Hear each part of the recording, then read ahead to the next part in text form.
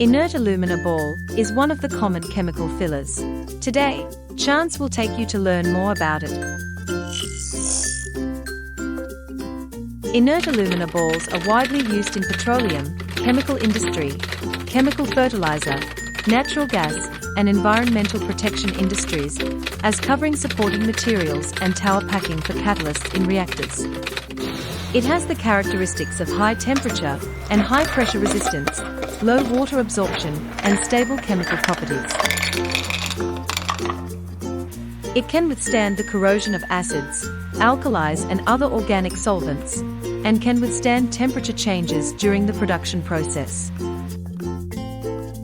Its main function is to increase the distribution point of gas or liquid, support and protect the active catalyst with low strength. If you have any questions, please contact us. Finally, please comment and follow us.